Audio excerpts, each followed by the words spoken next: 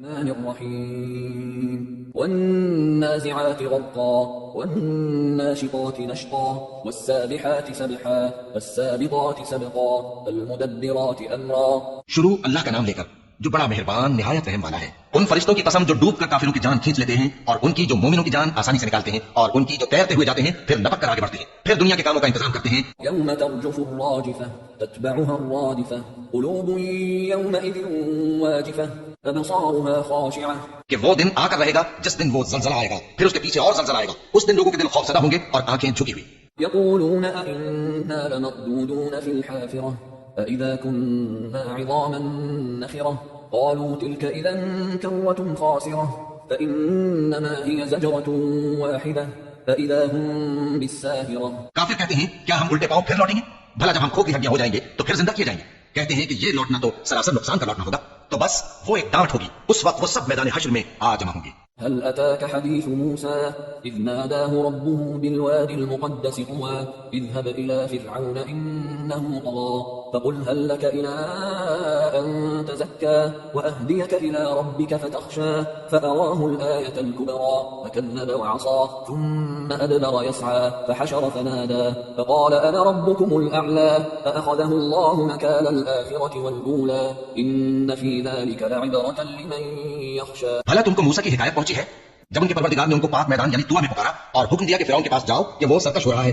پھر اس سے کہو کہ کیا تو چاہتا ہے کہ پاک ہو جائے اور میں تجھے تیرے پروردگار کا رستہ بتاؤں تاکہ تجھ کو خوف پیدا ہو. غرض انہوں نے اس کو بہت بڑی نشانی دکھائی مگر اس نے جھٹلایا اور نہ مانا. پھر لوٹ گیا اور تدبیریں کرنے لگا. سو اس نے لوگوں کو اکٹھا کیا پھر بلند آواز سے بولا. سو کہنے لگا کہ تمہارا سب سے بڑا مالک میں ہوں. تو اللہ نے اس کو دنیا اور آخرت دونوں کے عذاب میں پکڑ لیا. جو شخص اللہ سے ڈر رکھتا ہے اس کے لیے اس قصے میں عبرت ہے. أأنتم أشد خلقا أم السماء بناها رفع سمكها فسواها وأغطش ليلها وأخرج ضحاها والأرض بعد ذلك دحاها أخرج منها ماءها ومرعاها والجبال أرساها متاعا لكم ولأنعامكم. بھلا تمہارا بنانا مشکل ہے یا آسمان کا؟ اللہ نے اس کو بنایا, اس کی چھت کو اونچا کیا, پھر اسے برابر کر دیا, اور اسی نے رات تاریک بنائی اور دن کو دھوپ نکالی, اور اس کے بعد زمین کو پھیلا دیا.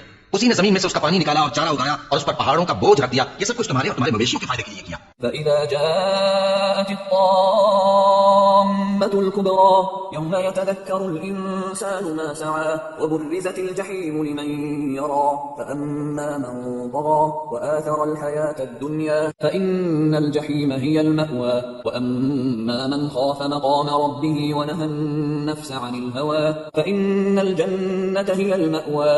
پھر جب وہ بہت بڑی آفت آئے گی اس دن انسان جو محنت کو کرتا رہا یاد کرے گا اور دوزخ دیکھنے والے کے سامنے لا کر رکھ دی جائے گی. اب جس نے سرکشی کی اور دنیا کی زندگی کو مقدم رکھا تو اس کا ٹھکانہ دوزخ ہی ہے, اور جو اپنے پروردگار کے سامنے کھڑے ہونے سے ڈرتا اور نفس کو بے جا خواہشوں سے روکتا رہا تو اس کا ٹھکانہ بہشت ہی ہے.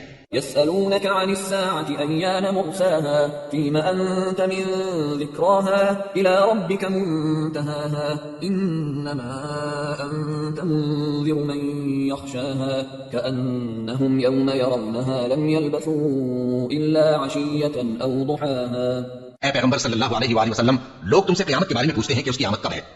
سو تم اس کے ذکر کی طرف سے کس فکر میں ہو؟ اس کا منتہا یعنی باتیں ہونے کا وقت تمہارے پروردگار ہی کو معلوم ہے. جو شخص اس سے ڈر رکھتا ہے تم تو اسی کو ڈر سنانے والے ہو. جب وہ اس کو دیکھیں گے تو ایسا خیال کریں گے کہ گویا دنیا میں صرف ایک شام یا ایک صبح رہے تھے. سورة عبسة. بسم الله